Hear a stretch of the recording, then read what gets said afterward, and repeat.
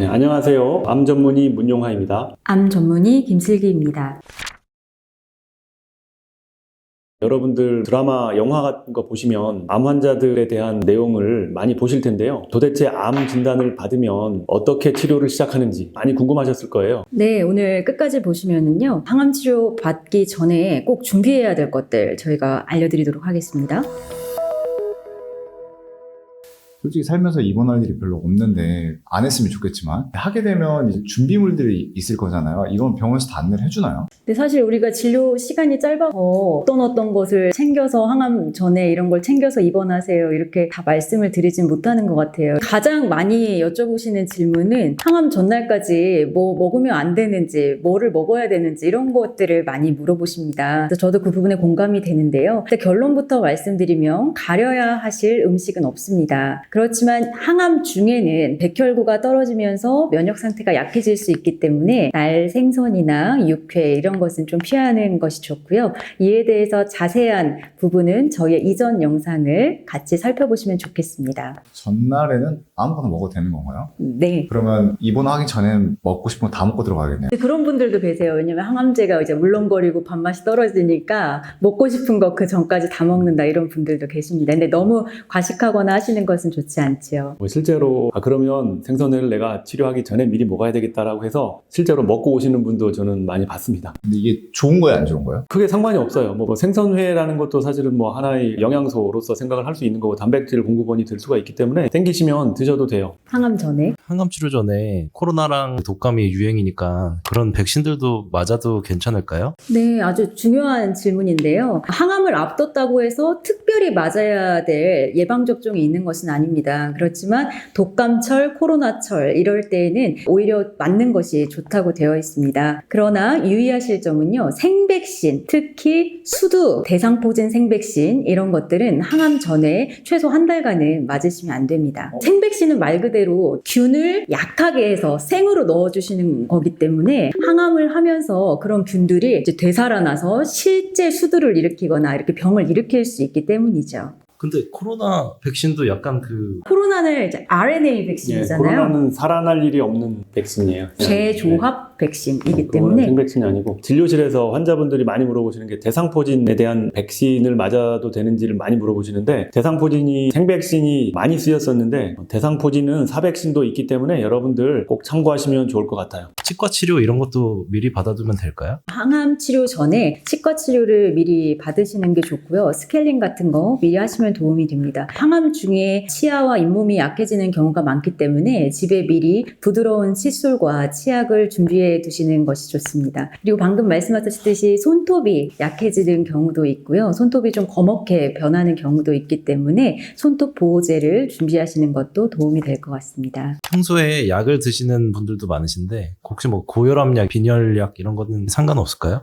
네. 아주 중요한 질문입니다. 특히 어르신들 중에 고혈압, 당뇨약 일부러 안 먹으시는 분들이 있는데요. 그러면 큰일 납니다. 기존에 드시던 약들은 대부분 모두 다 그대로 드시고요. 어떤 약을 드시는지를 항암 주치의 선생님께 미리 보고하시는 것이 좋겠어요. 고혈압약을 먹어도 상관이 없는 건가요? 네네네. 충돌이 날 것 같아가지고 걱정했는데 전혀 상관이 없었던 거군요. 어떤 항암제가 새로 나오게 되면 그 항암제가 효과가 있는지 임상시험이라는 거를 하게 되거든요. 임상시험을 할 때 어떤 약하고 충돌이 있는지 그걸 상호작용이라고 하는데 그런 거에 대한 걸 다 한번 검증을 하게 됩니다. 그래서 만약에 충돌하는 약이 있다면 약품 설명서에 고지가 돼서 이 항암제를 쓸 때는 A라는 약은 사용하면 안 됩니다 라는 게 있긴 하거든요. 근데 그런 것들은 미리 저희가 알려드립니다. 그러니까 그런 건 너무 걱정 안 하셔도 되고 일단 그렇지 않은 건 평상시 복용하는 약은 다 드셔도 된다라는 걸 기본으로 생각하시면 될 것 같습니다. 병원에 방문하실 때 동반자나 운전은 혹시 해도 되는지 그런 것들도 좀 궁금한데요. 네, 이건 이제 외래에서 항암 주사를 맞으시는 분들이 더욱더 궁금해하실 것 같아요. 그래서 오실 때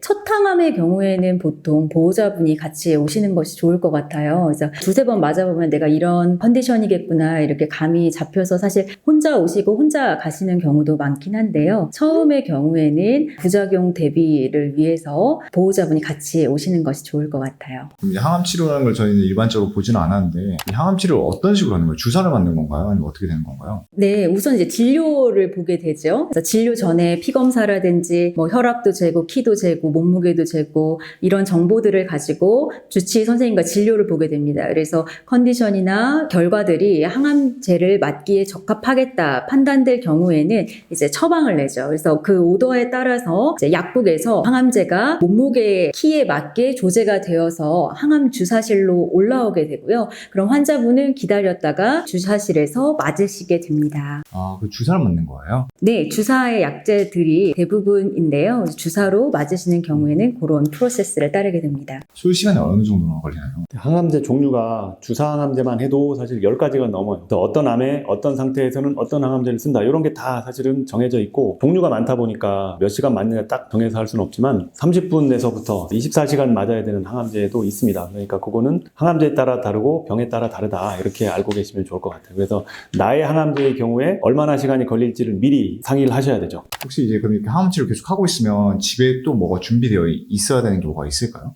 부작용 대비를 위한 그런 준비물들이 좀 중요할 것 같아요. 좀 위험한 부작용 중에 하나가 백혈구가 떨어지면서 고열이 날 수 있거든요. 그래서 체온계 같은 것은 구비를 해놓으시는 것이 좋을 것 같습니다. 그리고 약마다 다르지만 탈모나 눈썹이 또 빠지기도 하거든요. 그래서 미리 모자, 가발, 또 반영구, 문신 이런 것들도 해놓으시면 도움이 될 것 같습니다. 여러 가지 말씀을 해주셨는데 저는 그 중에서 딱 하나만 꼽는다고 하면 체온계. 암 환자들이 항암 치료하고 나서 열 나는 게 가장 무서운 일이거든요. 그게 별게 아닐 수도 있지만 아주 큰 질병으로 이어지는 경우도 있기 때문에 여러분 집에 반드시 체온계를 꼭 준비를 해 놓으시고 좀 열이 나는 것 같다 싶으면 1시간, 2시간마다 열을 계속 재시고 만약에 38도가 넘는다 되면 빨리 응급실로 오시는 게 좋을 것 같습니다. 일반적으로 지금 암 환자 경우에 37도만 넘어서 되게 불안할 것 같은데 37도 정도는 그래도 좀 괜찮은 건가요? 물론 딱 정해져 있는 건 사실은 없긴 하지만 조금 그래도 그보다 높은 38도가 넘으면 그거는 반드시 병원에 와야 된다 이렇게 말씀을 드리고 37도 뭐 5, 6은 괜찮습니까? 라고 하면 대부분은 크게 문제는 없는 경우가 있지만 혹시 걱정이 되시면 병원에 와서 진료를 받아보시는 게 좋을 것 같아요. 혹시 그 항암제가 몸에 되게 안 좋고 세고 그러잖아요. 항암제 약들이 아이나 애완동물에게 뭐 해가 되지는 않을까 걱정이 되기도 하거든요.